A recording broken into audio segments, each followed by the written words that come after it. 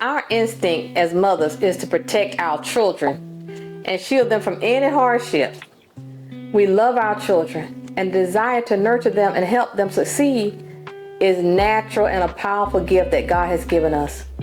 But what if that help is doing more harm than good? Quietly dismantling the financial future we've worked so hard to build, one well-intentioned payment at a time. What if the safety net we think we're providing for ourselves and for them is actually a trap for our own financial security? I want you to think about that. And then we have to also remember that our adult children, they are our children, but now they are adults. And so we just have to be so very careful that we don't allow the love that we have for our adult children to drain us of our financial future. I recently saw a survey that found a staggering 50% of parents provide regular financial help to their adult children. The average amount is nearly $1,500 a month. Now I want you to think about that. That is almost $18,000 a year that is not flowing into our retirement, our investments, or our own peace of mind. In fact, many parents are now directing more than double the amount of cash toward their adult children each month than they were and are doing into their own retirement accounts. And so I can speak on this because my husband and I, we are guilty. We have 2 adult daughters, and at the beginning, they did things the way that we didn't want them to do it, and we funded their decisions, and honestly, it did cost us some in our retirement. So I'm making this video and I'm having this conversation with you because I know if that's what my husband and I did, I'm sure that we're not the only ones. So I just want you to sit down and think about the amount of money that you're giving your adult children every month. And so when we're giving our adult children money every month, I think because we are moms, we want to save them. We want to be in their good graces. But at the same time, we need to think about our own personal financial future. So there is a fine line between our heartfelt help and harmful enabling. In this video, we're going to illuminate the first 3 subtle but critical red flags that our adult children are draining our retirement. In part 2, we'll cover the final 2 red flags, and most importantly, I will give you the exact script that you and I both need to stop so that we can reclaim our financial future and improve our relationships with our adult children through clear boundaries and respect. And so I'm not here telling you to do something that I have not done or something that I need to do also. So even though we're having this conversation, it's not just for you, it's for me also. Because we pour so much into our adult children, it's almost like we don't accept the fact that they are now adults. Like they aren't our children anymore, like where we got to take care of them and make sure that they have the food and get to school on time. Some of us moms, we don't let go. And there's a term that I was called a helicopter mom, where somewhere in my life, I never stopped being a helicopter mom. Like our oldest daughter is 26, our youngest daughter is 23. And for some reason, like if they have a financial need, or even if they don't even mention that they have a financial need, I just want to slide in like Wonder Woman and provide them with a financial means, not even thinking about how it's going to impact me and my retirement, or my husband and I, our retirement together. So I've already said that we need to acknowledge the pressure that we are under as moms. Like even though our children may be adults, it's still a persona. Like you shouldn't allow your adult children, especially if they're girls, to go through but so much before you step in and rescue them. So as we see our children, our adult children, navigating a world of high cost and economic uncertainty, and our first impulse is to ease their burden. Is that what you do too? Yes, I do that too. So I'm hoping that you will leave comments so that we can encourage each other as moms to realize and to accept the fact that sometimes we need to step back. Because if we don't step back, we're not going to give them any motivation to do better on their own. So are we helping them or are we disabling them? So when we do all of this for our adults, it comes from a deep place of love. And a lot of our adult children, they realize that if they can come to mom and get it, they're going to get it because they know how we love them, and they know the extreme of what we'll go to keep them from having any hardships. Now, don't forget, if you're in the era that I'm in, no one handed us anything. We had to work for it. It was not handed to us. But a lot of the adults in this age, they expect things to be handed to them. They act as though they deserve it. But do they deserve it? Are we hurting? Are we hurting them? But here's the conflict that every mother in this position faces, including me, because I am a mom. The deep desire to support our adults versus the terrifying thought of compromising the financial security we worked a lifetime to build. And some of us, we have rough jobs. And so are we sacrificing the time that we're trading for money to support our adults when they are just as capable of working as we are? At some point, we have to draw a clear boundary between helping and enabling. Helping is offering a hand up. It is temporary, and it's a goal. And the goal is to empower them to gain their own independence. Now, I want you to think about this one-time gift to help with a down payment on the first house. And even if you do help with a down payment on this first house, is this a first house that they can afford, or are they trying to impress the Joneses? So think about it. But if we give them a gift on a house that we think they should probably not get because it's too expensive, then we're just basically giving them a hand up just to help them. But now let's talk about enabling. This is not just for you. It's for me too. So when we enable them, we're continuously supporting them, which prevents them from learning to stand on their own 2 feet. And I have to tell you, my mother even told me, okay, when you die, if you don't allow them to suffer and figure things out on their own, what are they going to do when you die? So you need to think about that. If we don't allow them to live, if we don't allow them to make mistakes and figure it out, what are they going to do when we die? Is paying their rent year after year, or repeatedly rescuing them from the consequences of their financial choices? That's enabling, because we're continuing to do the same thing for them over and over again, but yet we are expecting a different result. So we have to know the difference between lending them a hand and just giving them a hand up versus enabling them. I'm sure if you've flown before or even watched a show where you see the attendants on the plane, we've all heard the flight attendants rule. You must secure your own oxygen mask. I got finances on my mind. But you and I, we need to secure our own oxygen mask before we can assist anyone else. But for our mom, that is a completely different story. That feels so unnatural. Like, how am I going to save myself before I save my child? Even though they're adults, they still are our children.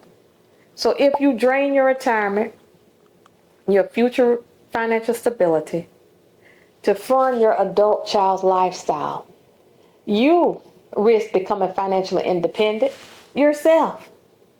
And then if you risk becoming financially independent yourself, guess what you're also doing? You're setting yourself to become financially dependent. And guess what? You may end up dependent on them. But how are we going to break that cycle? So if you're constantly giving them money as an adult, and then when it's time for you to retire and you don't have anything, no savings, how are you going to depend on them? You're not going to be able to depend on them because they're not going to have it, because you've been providing them with income that they should have been getting for themselves. So that doesn't help either of you or me in the long run. Our financial health is the foundation. Our financial health is the foundation of our family's long-term security.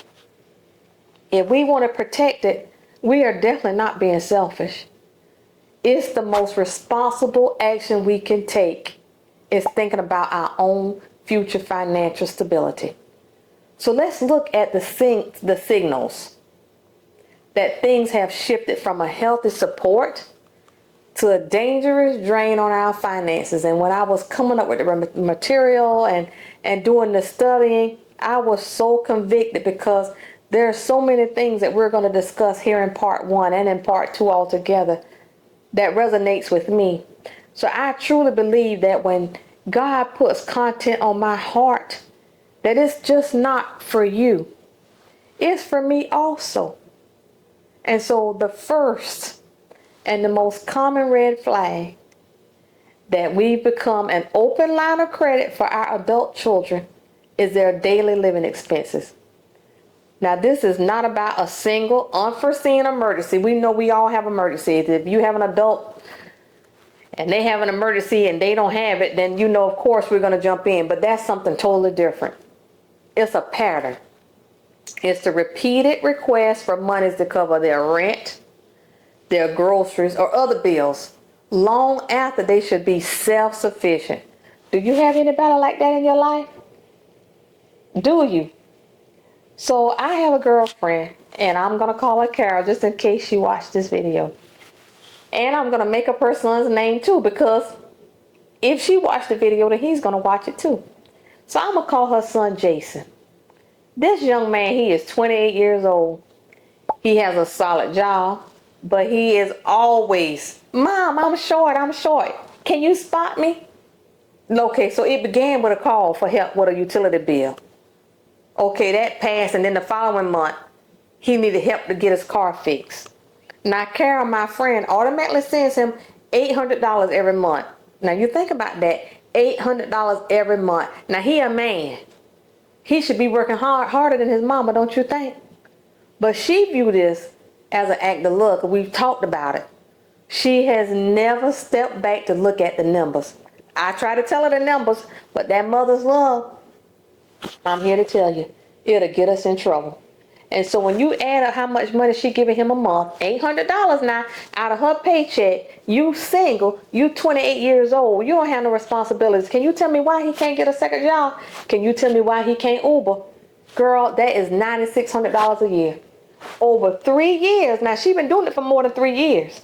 That's $29,000 just for 3 years now that she has diverted from her 401k, her own goals of things that she might want to do in the future when she retires. She done postponed trips, trying to help him survive. When I'm like, I can't understand this, but the word of God says, before I pull a plank out of your eye, I need to pull a plank out of my eye. So maybe I don't, well, me and my husband, if I say I'm also including my husband and myself. So if I'm spotting my girls to go get their nails done, or to go get their hair done, or to go get this lavish meal, then what's the difference? So I can't really talk about her if I'm doing things that I shouldn't be doing myself. But this constant slow drip of support, it feels less concerning than one big large chunk of money. But it's often far more damaging in the future. That average $14.74 a month that we as parents, or you as a parent, it adds up to like over $17,600 a year. Now, if you would have invested that amount annually for just 10 years leading up to your retirement, it could have compounded into hundreds and thousands of dollars. When the bank of mom and dad, or the bank of mom, if it's always open, we're not just draining our savings. Stop here for a minute. When we keep the bank of mom, or the bank of mom and dad, it's always open, we're not just draining our savings. We are eliminating this potential for future growth. That's compound interest, y'all. We are slowly bankrupting our retirement plan, our retirement goals, our retirement dreams. And we don't even realize what's happening because we're doing it slowly. And we're not giving them big lump sums of money because you're just doing a little bit at a time. And I'll tell you, we got a 26-year-old. She liked to look nice, but she's married and she has 3 children. And to get her hair done, if you're in the African American community, if you want to get your hair done, you're going to pay a pretty penny. Well, I'm guilty. If she want to get her hair done and the money short at her house, guess what mama do? Honey, can we give her the money to get her hair done? So guess what I'm doing? I'm enabling her, and I'm taking her motivation away to go out and do something so that she can provide for her own hairdo. But that mother's love, I know how she likes to look, and I want her to feel good. So then I just swerve on in there, and then I'll go ahead and give her money for her hair. Does that sound like anything that you've done? It may not be hair, but it may be going on a trip, or it may be helping make a car payment on a car that they didn't have no business getting in the first place. So this next red flag requires some radical honesty, which can be so challenging for us as moms, but I'm telling you, it is so important. We must ask ourselves, is our money going towards our adults' genuine needs? Or is it funding a lifestyle that they haven't yet earned? Did you have to earn your lifestyle? I know I did. And because I earned it, my husband and I, because we earned it, we respect it more. We handle it better. But I'm taking that opportunity away from my daughter. Are you taking that opportunity away from your adult? It's a world of difference. I'm telling you, it is. So consider that 46% of parents providing financial support have paid for. I'm telling you, I'm guilty. So as I'm going over my content with you, I said it once, so please believe me. It bothered me when I was putting the content together. But now that I'm trying to talk to you about it, it's bothering me again. So I would just have to say that little voice, God trying to tell me something. Are you guilty of paying for an adult's vacation when you yourself have not been on vacation in years? They're going on more extravagant vacations than you've been on, but yet you're helping to fund it. Let that sink in. Let that sink in. Nearly half of us are diminishing our own future security so our adults can have leisure experiences they themselves cannot yet afford. And I'm not going to cry, but I'm guilty. And if you're listening, you're probably guilty too. So we're going to have to help each other. So I'm going to give you a few more examples. Are you helping them or no? Are you buying the designer clothes, the designer shoes and purses? Are you providing expensive meals? Guess what? I am. I'm guilty. Are you investing in new technology or concert tickets? Oh, at Christmas time, we're giving these adults Christmas lists, and you won't believe the things that they put on these lists, because you know why? They think this is Bank of America. I might get an iPad or a MacBook or a cell phone. Them Christmas lists always crazy. So you know what I had to do? Honey, we stopping them things because I'm getting my common sense. It's been all year long, and when Christmas time come, because when they were younger, we did the Christmas list thing after they got like a certain age because we didn't want to buy things that they didn't want. Well, at some point, because I am this helicopter mom, I never stopped with the Christmas list. Now, do you think a 26-year-old and a 23-year-old, do they really need a Christmas list? No, maybe you can tell me one thing you want, but it better be something that makes some sense, because if it don't make sense, I'm not buying it. So, let me tell you this. I got one more friend that I'm going to share a story with you. She got a 30-year-old daughter. We're going to call her Emily. And Emily felt broke, but she was planning a 2-week trip to Europe, okay? And her daughter, the way she justified all of this is that she says she deserves a break now. But she's 30 years old. You mean to tell me you can't work a job and save the money you want for the vacation that you think you deserve, But what I've learned is if you haven't saved for it and if you can't pay cash for it, then you don't deserve it because you haven't done what you needed to do in order to be able to get this vacation that you think you deserve. You don't deserve it. So guess what she's doing? She's using that spirit of manipulation to affect her mom's intuition and the mom's instinct. So my friend, I'm telling you, you might have a friend or it could be you. So to make your child happy, you'll go into your retirement savings. You're not at the retirement age. You're going to pay that tax penalty. You're going to go into your retirement money to get that money out so that your child can go on this vacation. And you know what she did? My friend went into her retirement account, her 401k, and she took $2,000 out so that her daughter could go on this huge trip. And she ain't never been to Europe herself. But her daughter went, and her daughter's 30 years old, and she went off of her mama's dime. So the danger here is twofold. First, we are actually trading our future security, for our adults' present day pleasure. Is that fair? Is that right? Second, we are enabling a lifestyle that is out of sync with our income because we need to save it for ourselves.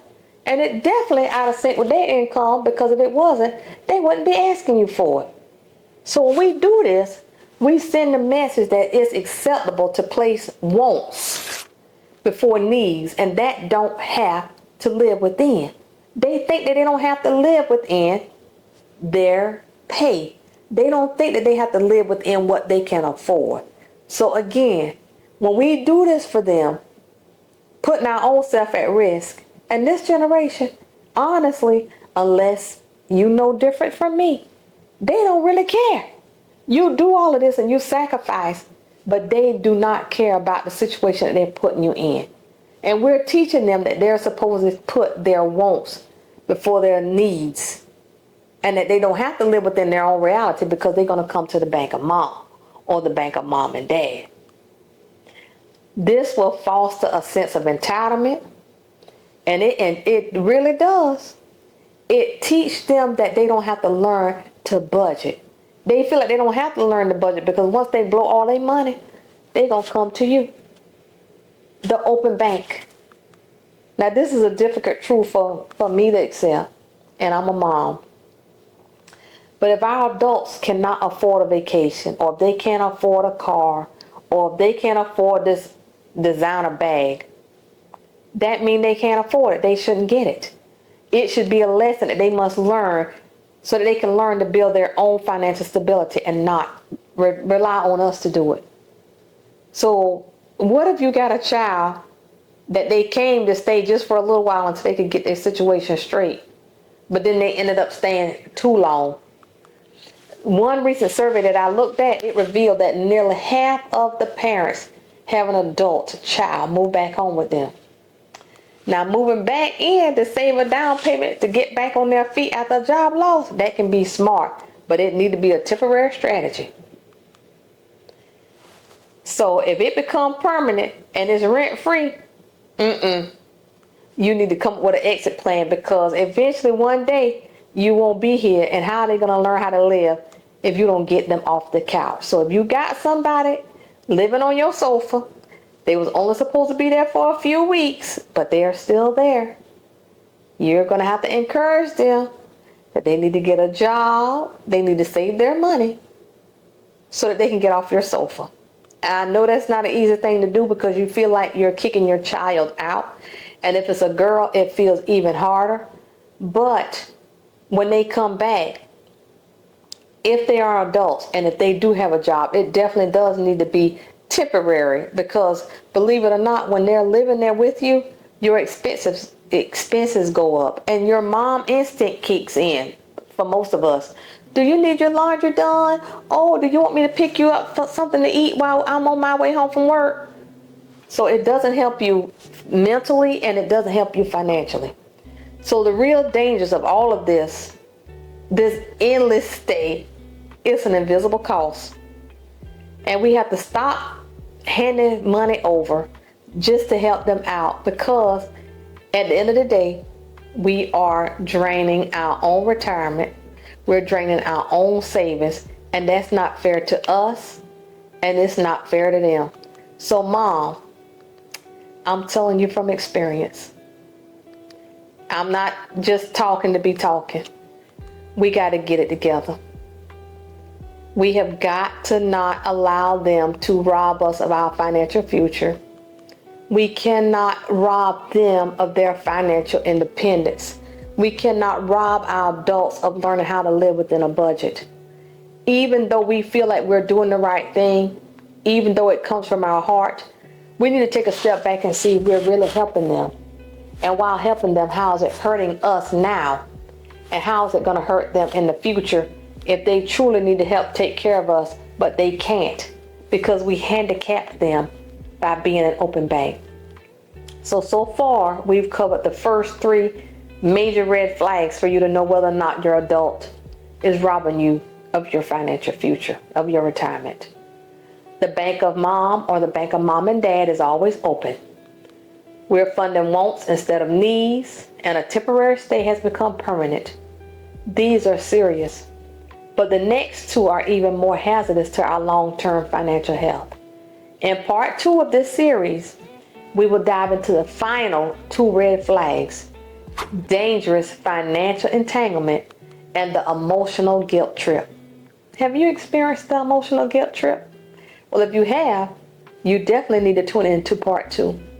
So more importantly, I will walk you through the exact 3 steps that I've learned and that I'm trying to put into practice so that you will have and know how to set loving, firm boundaries and reclaim your financial future.